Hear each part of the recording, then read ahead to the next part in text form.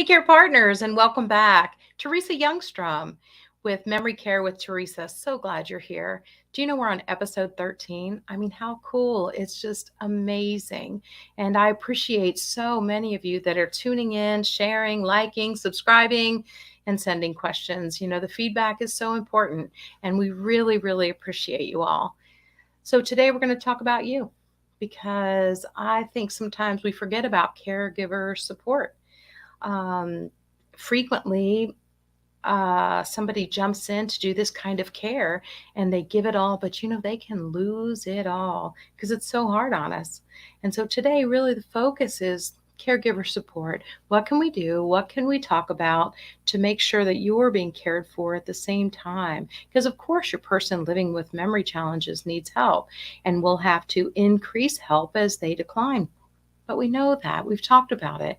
But how do we take care of you in the process? Teepa Snow told me once that 65% of the caregivers, you guys, care partners, me, you know what? We die first. What? Stop right there. Why is that? Well, it's because it's very stressful. And frequently, you know what? We give it all and then we lose it all. And I don't want that to happen to you. So I want you to really be thinking about what's going on, how you're caring for somebody, and are you really using your gifts? I mean, seriously, guys, let's look in the mirror. Look in the mirror. What are you really good at? What do you love to do? I know you want to help your loved one. I know you do. But we are wired differently. I could change my mom's diapers late in the disease. Not everybody's wired to do that. I had a wife say, you know what, when it gets to the toileting thing, I'm out. Okay, well, at least she knows. She knows where her boundaries are. And I'm sure she was stretched in all different kinds of directions because we all are or were. But I think it's so important to look in the mirror and see where you need help. How is this going to be? Because I have come in sometimes and I noticed that as soon as the loved one, maybe it's a spouse, maybe it's a daughter or son, they come in, they're like, good night, Mom. Come on. Can you keep this place clean? I spend all my time. Uh-oh. That's not going to get off on the right foot. So it's so important to take a look at you. What are your skills? What are you good at? Not only learn a lot of the skills of taking care of someone who has brain changes, but to make sure that we're using your skills to the best of your ability. There have been times when I've had to say, you know what? You are so organized. You're organized. You're good with an Excel spreadsheet. You're good at interviewing people, bringing in the right people, providing a great schedule, staying on top of the schedule, making sure there's groceries in the house and blah, blah, blah. We're getting to the doctor's appointments. But you know what? When it comes to you giving care to your mom, it's not your strength. And guess what? It is okay. And so how can we look at ourselves in the mirror to look at what we're good at, what we need help with, and let's really focus. When we need to talk about how long can we do this? How long can you do it financially? I mean, are you having to leave your job to do this? Are you having to cut back on your work? Maybe so. So we got to really think about that. How do we have balance? Because, I've run into daughters who are taking care of their parents, taking care of the grandkids, trying to run their own home and work part-time on the weekends. It's just a recipe for disaster. And so I want you to take a step back today and really look at how can we take care of the caregivers, the care partners, you. How do we take care of you? And do you really have the time and resources to do this? Yeah, time and resources, because they're going to need you at maybe been very inopportune times, but it could be very spontaneous, sporadic, and it eventually becomes more and more. So let's think about that. How much time and how many resources? I hate to talk about money, but it's important. Are you going to be able to financially support this person? Do you have access to their bank accounts legally? And are you able to properly process their funds so that we can spend their money on them?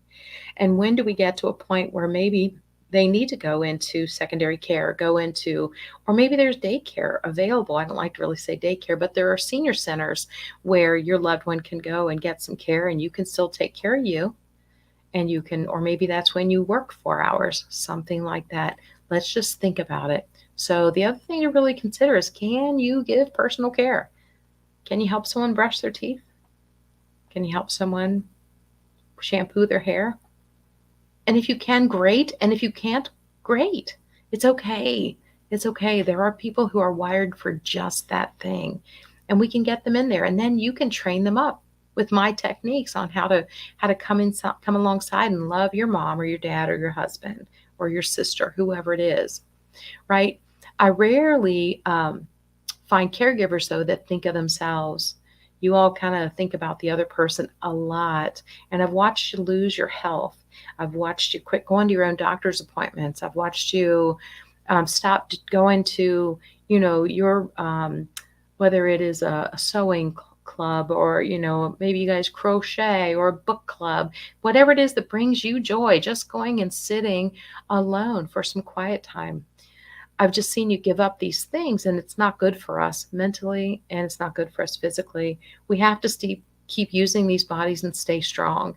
So I see you typically focus on the other person, but I can see that getting us all in trouble. So we also usually have an agenda when we come in to care for somebody. All right, that can get us in trouble, right? We come in with our agenda. Well, Mom, we got to do X, Y, Z, PDQ, and all these things. And that maybe isn't how the day is going to go. We really have to join them on their journey and see how this is going to go. And maybe we do get A and B done today, but maybe we don't. And we need to be okay with that, right? We need to be able to have a plan that works. Routine, routine, routine. Routine is so good. I saw another routine this week that I thought was really great. This gentleman is early in his Alzheimer's. And so he has a little plastic basket in the bathroom that has all of his morning care supplies. So it's got his razor and his shaving cream. It has his lotion. It has his toothbrush and his toothpaste and his floss. And so the things that he does in the morning, and he lays them out on the counter every morning. And as he uses an item, he puts it back in his basket. Right? So he knows when the basket's full again that he has done that for today. So it's important to establish routines as a caregiver. That's going to help you in the long run and be able to negotiate the routines as they decline. But routine is so great, especially in the area of hygiene. If you're not staying up on that, and then all of a sudden you're trying to get them to start the routine late in the disease, boy, it can really backfire. So let's think about routine as we go into this. We also need to consider, what is the most important thing when you're coming in to do care? Would you say it's the agenda, the schedule for today? Or is it the relationship with your loved one? Think hard, because it's very important to know the difference. Because the older I get and the more experience I get working in this area, the relationship has got to be the most important. They still have to be able to trust you, that you have theirs, that you're behind them and that you care. You're not going to turn on them, and you're not going to finger wag and ask a million questions and put a wedge in that relationship. And if it gets like this, guys, we definitely need to either bring in help, or let's look for our next opportunity of who can help us give care. Listen to that advice. Not everyone can, although it's a great, great goal to keep your loved one at home, not everyone can do it, and it's not always best for that person. I've watched very outgoing individuals with dementia become very, very isolated and depressed. Her husband thought he was doing the best thing for her, but guess what she needed? People. Yeah. So he found a wonderful unit, a small unit for memory care. And a couple months after she was there, he said, you got to come see. And although she didn't remember him as her husband, oh my goodness, she had plugged in. She had friends, got up every morning, made her bed. They were quilting, using their hands, using their eyes, activities. They were quilting and had great activities going on. She thought he was a friend of the family. And did that break his heart? Absolutely. Was it probably the most sacrificial thing he could do? I vote yes, probably so. And with tears in his eyes, as we walked out of there, he said, I know I did the right thing now. Because he said, keeping her at home, I was watching her just waste away in depression, because she's just a person that needs that interaction. And she's happy now, happy. And I'll just keep visiting her like I'm a old friend of the family. And so his attitude was wonderful. I know he'd been through a lot of tears to get to that point.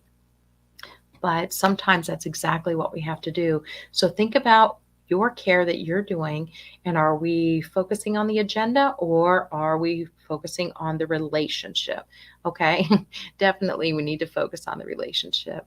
I just don't want you to be one of those caregivers that unfortunately gives it all and loses it all, because I've seen that happen where we just ruin the relationship and then that person doesn't want to be with us, associate with us, even sit with us anymore. It can happen. All right. I don't want that to be you. So give yourself a pat on the back for being here and getting more information about caring for someone. Way to go. Way to go. I needed this when I was in your shoes, and I was led then to turn around and share what I've learned. And I needed a lot of help, and I needed encouragement, and I needed to figure out how to bring help in. So pat yourself on the back for caring so much to invest in yourself. Okay.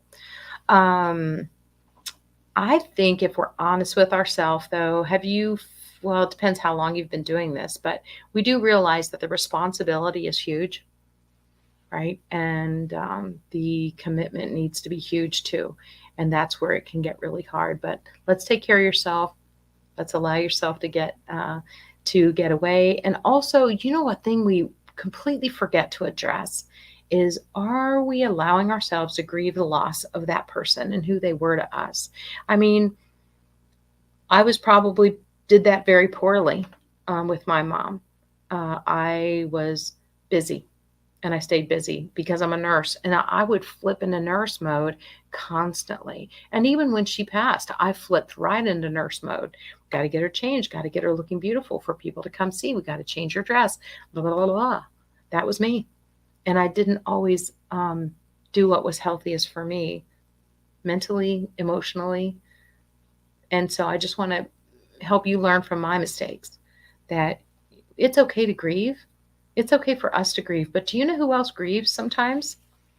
Yeah, the person living with dementia, the person who has Alzheimer's, because there's a season where they have a big awareness of what's going on and what they're losing.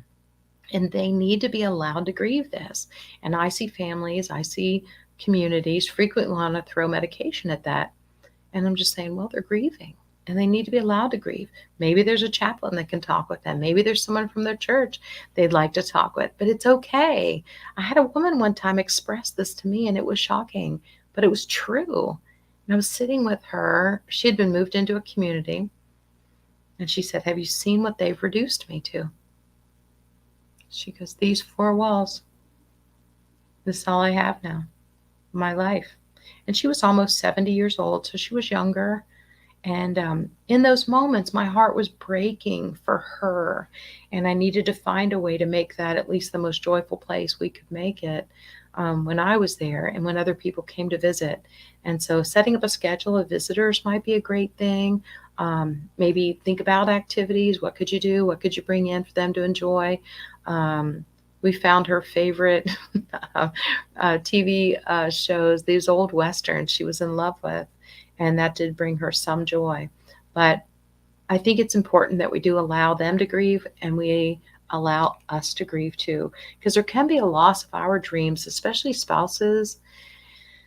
You get to, all of a sudden you're 70 and you think, okay, we're both retired. The money is secure. Isn't this going to be fabulous? And let's start this wonderful life we've planned for and saved for all this time. And then all of a sudden someone has a chronic debilitating disease. And we really have to take a deep breath. And we may even need counsel for that. And that's okay. But I need to take care of you, caregivers. You got to take care of you. You may need someone to talk to, but you're going to have to grieve the loss of those dreams. And there are times when you need to allow yourself to go ahead and take that vacation with the kids. Make sure your loved one's in good hands and allow yourself to do some of those things, okay? Not guilt-ridden. We're not going to do that. We got to take care of you too, okay? We sometimes need to have just a good cry. I know I did. I know I walked out to the car after caring for my mom several times, that good cry, grieving the loss, or maybe she touched on something that was so special to me and maybe remembered me in a time when I was younger, and I could go on with stories about that. So a good cry is really important. Like I said, seek counsel if you need it. But I think we need a vent friend every now and then too, because it's hard. It's hard. One more dirty diaper, one more time you come in and things are strewn all over because they were searching for something. They needed to find something, or they've packed their bag one more time to go home and they are home. And so when they're busy, we unpack the bag, but they're gonna pack it again. And you're like, oh, well, you need to go home. Okay, let's go out and get a cup of coffee and make a list of what we need to take with us because you've got some wonderful things here. And we're positive about that. And we just start redirecting the picture. We accept and agree. We validate their position, right? You've heard me say this 1,000,006 times, but I'm going to keep saying it because somebody out there needs to hear that.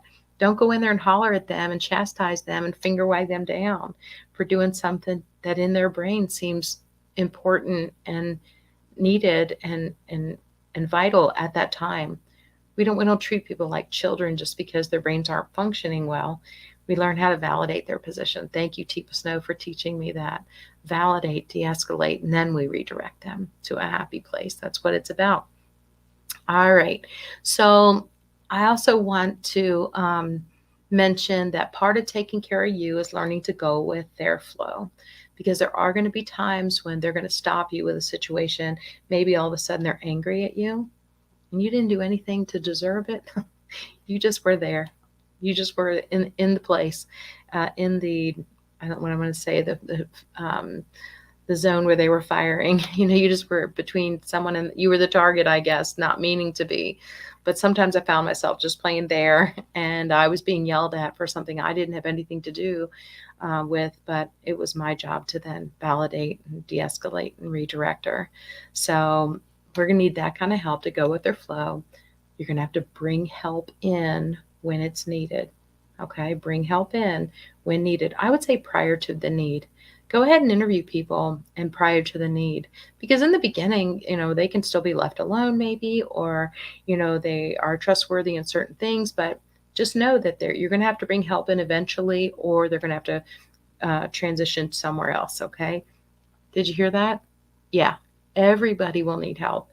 Everybody, or you may die first. That's what I'm trying to tell you. So just know that you're going to have to bring help in. Okay.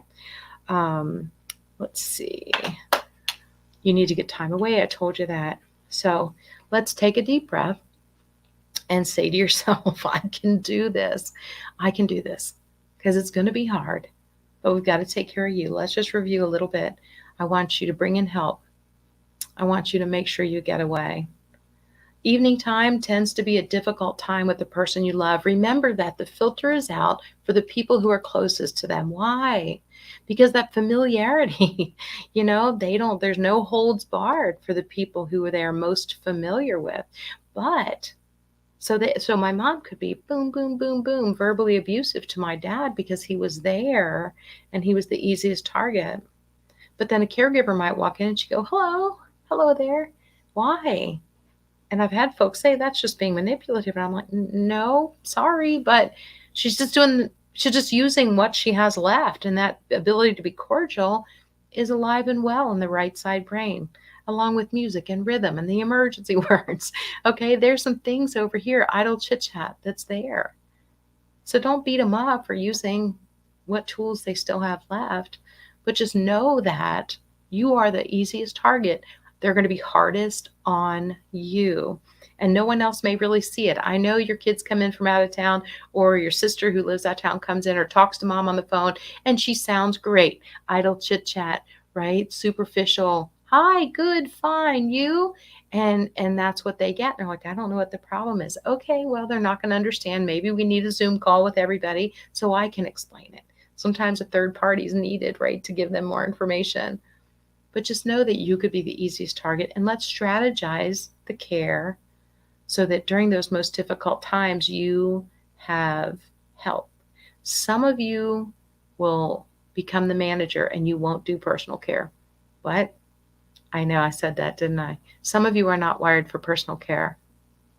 Yeah, that's going to be really so far out of your wheelhouse that you're going to have trouble with the relationship, because you're going to be hollering at her for not holding still or making this big mess or whatever it might be. So if it's not in your wheelhouse, we got to get someone to help you do that part. So some of you will not do the personal care, and it's okay. And it's okay.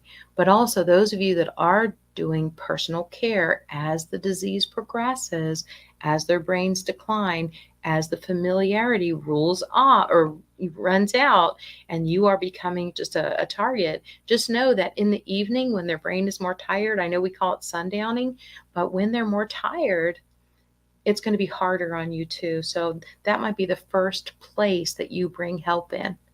We eventually did not let my dad help with bedtime. Well, he came in and gave her the 3 kisses before she went to sleep. That was a good routine. But he didn't help with any of her personal care, getting ready for bed. And don't you dare rush that person. That'll come back and bite you. Don't rush anybody that has brain failure. It's hard enough for them to figure out what the next thing to do without you rushing. And that's going to get the dukes up, and that's going to get a fight, and you don't want that to happen. So just realize that with sundowning, with a more tired brain, that person's going to be more difficult. Your family member, you or your family member are going to need more help. And that might be the first place to bring help in. Okay. And so then if you're also going to plan an event, when do you plan that event? I mean, if everybody always has the birthday parties at 6 p.m., is that the right thing to do? I'm going to hit the pause button and say, wow, mom's best hours are between 1 and 3.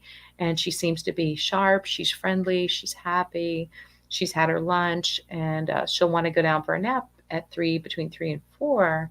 So then how do we plan that party? Yes, we plan it during their prime time. And we also know if there comes a time where she's upset or stressed or anxious, then we remove her from that situation. Please don't wait until there's embarrassment or they act out. Please don't wait until that. And certainly don't position them to fail by planning an evening event for this person, especially at the holidays, because you get too many people in there, too much stimulation, too much noise. It can absolutely explode and backfire. And we don't want that type of situation to happen with your family. We want to have this be a pleasant event. And there will come a time where you're going to have to do smaller events probably for that person, or at least be able to remove them from all of the party, all the energy and all the people in order to keep the peace. All right. So take a deep breath. Say to yourself, I can do it, but not by myself, right? Not by myself. We're all going to need help, and that's okay. And we're here to help. There are lots of resources in the community to help. You have, the Alzheimer's Association. In Cincinnati, we have Catholic Charities. What a cool company. So many great things that they can do. We've got Giving Voice, if you haven't heard of that. Another great resource here in Cincinnati that has really wonderful activities for people with brain change. And they feel like they're just at a wonderful activity with a bunch of other people enjoying that activity, whether it's dancing or art or a museum, whatever it might be. So there's some great nonprofits out there to help, but you also have private duty companies, and you also have companies that help with placement. And that means when it's time or before it's time, you have someone to help you find your next step in this season. And it's a season, guys, a season of caring for someone else. Is it going to be hard? Absolutely. Is it going to be worth it? Absolutely. Trust me on that. It'll be worth it. But we got to take care of you, the caregiver, the care partner, the spouse, the daughter, the sister, the husband. Okay? We got to take care of you in the process, because then who's going to be there to take care of them? All right? I'm Teresa Youngstrom. I appreciate that you're here. I hope that you will like, share, subscribe to our channel. Let your friends and family know we are putting these podcasts on our website, teresayoungstrom.com, so that you can find them more easily. If you're not a computer savvy person and you don't want to go looking through YouTube or find me on Spotify, that's okay. That's okay. We'll make it easy. We'll put it for you right on the website so you can find episode 13, Caring for the Care Partner. I'm Teresa Youngstrom. You got this.